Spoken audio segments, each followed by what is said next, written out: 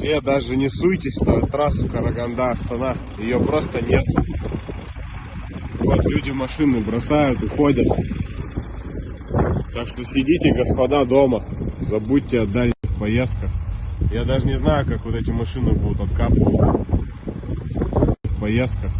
Я даже не знаю, как вот эти машины будут откапываться.